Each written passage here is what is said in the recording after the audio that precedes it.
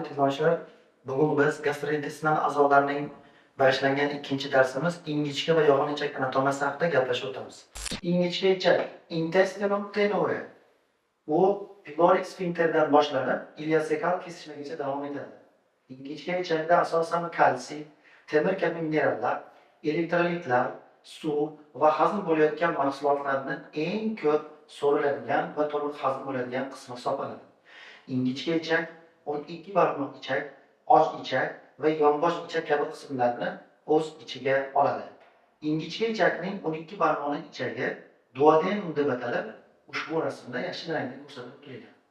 Ikkinchi qismi och ichak, lotin tilida ileum deb atalib, yashil rangda ko'rsatib o'tilgan. Uchinchi qismi esa ileum, yonbosh ichak deyilib, asosan qovuzloqlari vertikal joylashgan bo'ladi. Birinchi qismi 12 barmoqli ichak haqida gapiradigan bo'lsak, u esmon shaklidagi me'da osti bezining bosh qismini o'ragan ichak bo'lib, eng kalta, ya'ni 25 sm uzunlikka ega bo'ladi. Lekin ingichka ichakning eng yo'g'on, keng qismi hisoblanadi.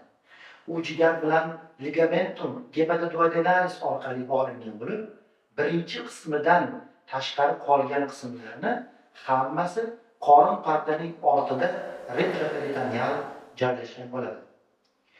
12 barmoqli ichak seliak va yuqori tutqich arteriyalardan qon bilan ta'minlanadi. U asosan 4 ta qismga bo'linadi. Yuqorigi qism, tushuvchi qism, ko'ndalang vertikal qism va ko'tariluvchi qismlardan farqlanadi. 12 barmoqli ichakning mana bu birinchi qismi yuqori, ya'ni pars superior qismi, ikkinchi mana bu tushuvchi pars descendens qismi, uchinchisi esa vertikal qismi va to'rtinchisi pars ascendens qismi hisoblanadi. 12 barmoqli ichakning yuqori qismining uzunligi 5 cm, pastga tushuvchi qismining uzunligi 7,5 cm, vertikal qismining uzunligi 10 cm va ko'tariluvchi qismining uzunligi 2,5 cm. Hammasini qo'shganimizda 25 cm ni tashkil etadi. Ushbu rasmda bizga ko'rinib turibdiki, 12 barmoqli ichakning yuqori, ya'ni pars superior qismi hamda tushuvchi qismini kesilgan holatda ko'rsatilganda, bu yerda mana bu yerda ikkita teshikni ko'rib turibmiz. Bu teshiklar so'rg'ichlar deb nomlanib, 12 barmoqli ichakka bezli a'zolardan suyuqlik kelib tushadi. 12 barmoqli ichakning pastki tushuvchi qismida joylashgan katta so'rg'ichga oshqozon osti bezining bez yo'li ochiladi. 12 barmoqli ichakning mana bu yashil rangda ko'rsatilgan qismlari birinchi qismi bo'lib, yuqori qismi pars superior. Mana bu esa pars descendens, pastga tushuvchi qismi. Aynan mana shu pastga tushuvchi qismida esa so'rg'ichlar joylashgan. Uchinchi qismi esa pars horizontalis. To'rtinchi qismi esa pars ascendens deb nomlanadi. 12 barmoqli ichakda 3 ta bukilmalar mavjud. Bularning birinchisi 12 barmoqli ichakning eng yuqori qismida joylashganligi uchun flexor duodenum superior deb ataladi. U 12 barmoqli ichakning pars superior qismini pars descendens qismidan ajratib turadi. Ikkinchi ekinlarimiz flexor duodenum inferior deb atalib, pastga tushuvchi qismini horizontal qismini orasida bo'ladi. Uchinchi bukilmamiz flexor duodeninalis deb atalib, u 12 barmoqli ichakning tugash qismini ileumga o'tayotgan qismida hosil bo'ladi. 12 barmoqli ichak va ingichka ichakning qolgan barcha qismlari xuddi oshqozon singari to'rt qavatdan tashkil topgan bo'ladi. Shilliq osti, muskul va seroz qavatdan. Ingichka ichakning shilliq qavatining o'ziga xos xususiyatlari shundan iboratki, uning shilliq qavatida vorsinka deb ataluvchi juda ko'p vorsinkalar mavjud bo'ladi. Bu vorsinkalarning orasiga tushgan ovqat massasi so'riladi va to'liq hazm bo'lishiga erishiladi. 12 barmoqli ichakning katta so'rg'ichining nomi papilla duodenum major deb atalib va buni fater so'rg'ichi degan nomi ham mavjud. Bu so'rg'ichga oshqozon osti bezining asosiy chiqaruv yo'li o't yo'liga birlashgan holatda 12 barmoqli ichakning kichik so'rg'ichi papilla duodenum inferior Santorini so'rg'ichi deb atalib, unga Santorini kanali deb ataluvchi oshqozon osti bezining qo'shimcha yo'li ochiladi. Och ichak, ileum. Och ichak ingichka ichakning 5 dan 2 qismini tashkil qiladi. U ichi bo'sh, diametri katta va yonbosh ichakka nisbatan devori qalinroq bo'ladi. Yaqin va zid joylashgan plika circularis, ya'ni aylanma burmalar unda mavjud bo'ladi. payer plakchalari, ya'ni limfa to'qimalari agregatsiyasi mavjud bo'lmaydi bunda. O'z tutqichlarini qon bilan ta'minlaydigan qonsiz maydon deb ataluvchi yarim tiniq qismi ham mavjud bo'ladi. Yonbosh ichak bilan solishtirilganda uning tutqichlarida arteriya arcades, ya'ni anastamos halqalar mavjud bo'ladi. Yonbosh ichak bilan solishtirilganda vaza recta, ya'ni to'g'ri arteriyalar uzunroq joylashgan bo'ladi. Yonbosh ichak och ichakka nisbatan uzunroq va qorin bo'shlig'ining o'ng pastki kvadrantida soxta chanoqda joylashgan bo'ladi. Payer plakchalari qisqa sirkulyar burbalar va vaza recta borligi bilan xarakterlanadi. Och ichakka nisbatan yog'li tutqichlar, arterial anastomoslar nisbatan ko'proq bo'ladi. Yog'on ichak, intestinum crassum, yog'on ichak, cecum, colon va rectum kabi 3 ta qismdan tashkil topgan bo'ladi.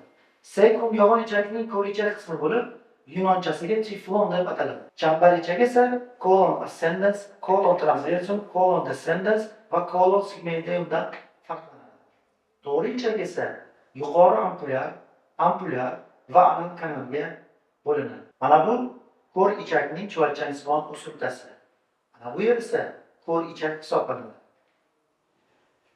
Kolon, ya'ni chambar ichak, qorin parda bilan retroperitoneal o'ralgan ko'tariluvchi va tushuvchi chambar ichak atrofi qorin parda bilan o'ralgan bo'ladi.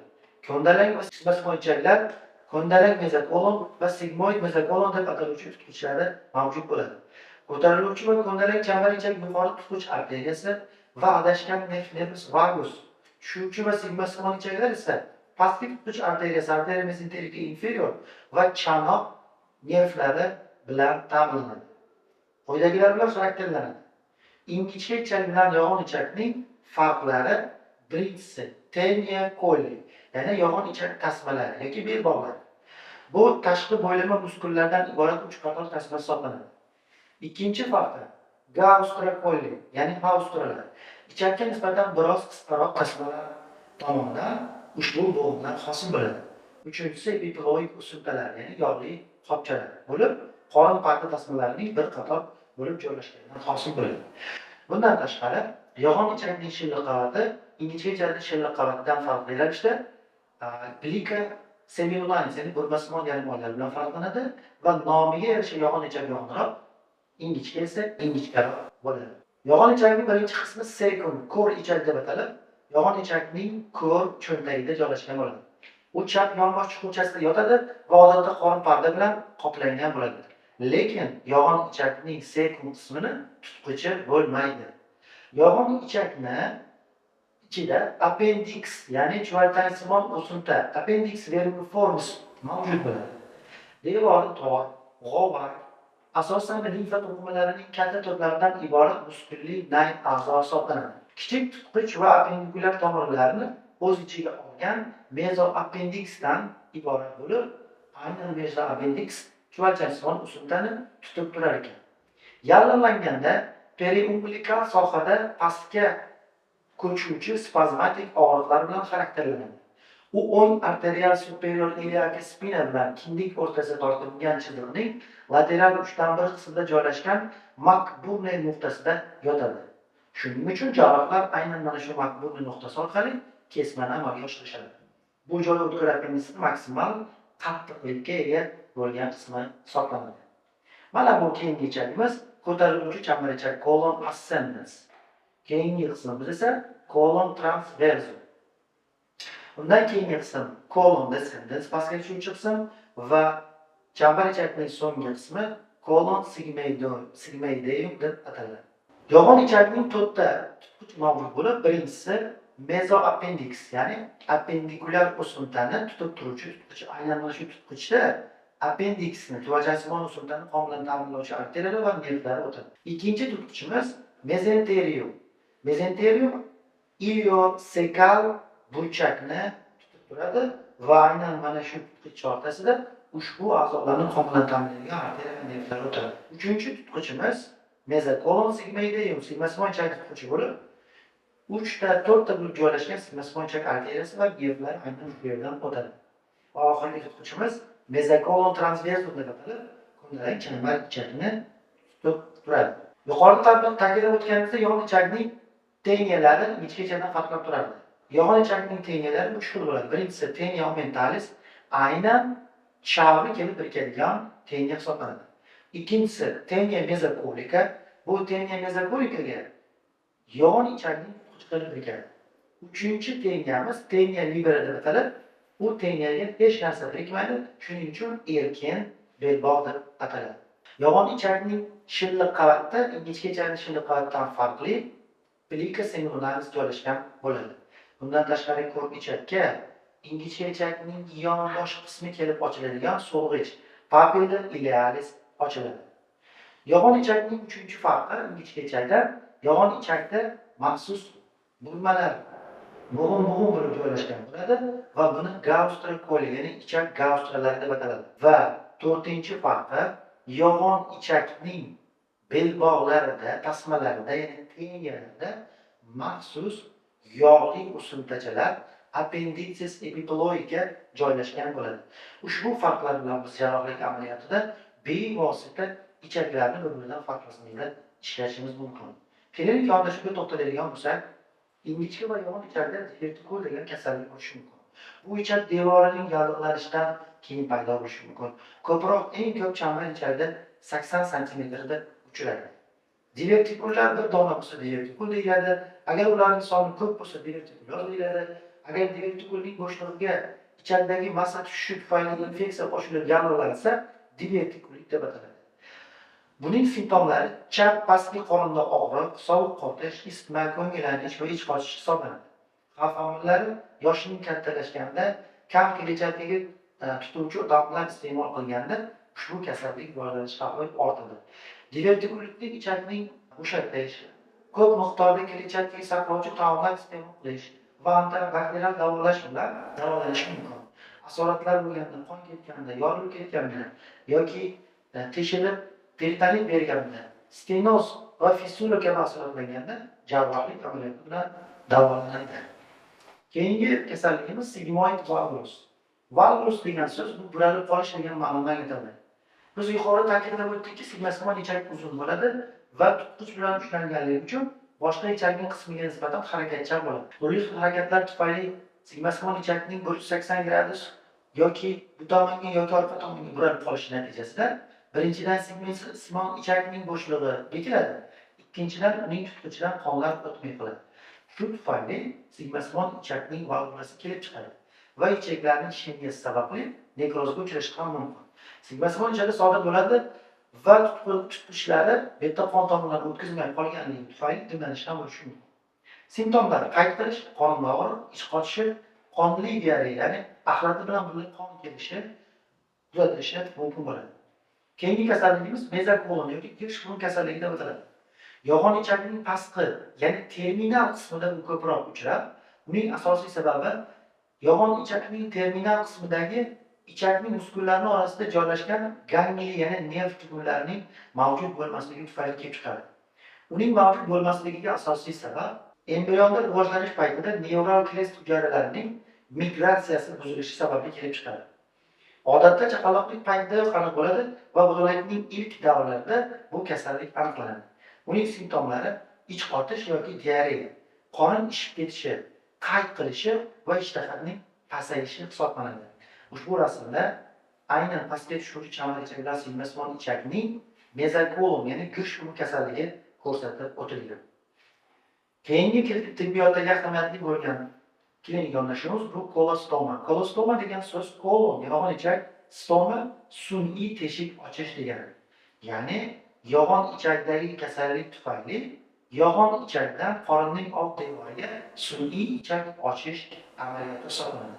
Bu eng samarali va eng muhim amaliyot hisoblanadi.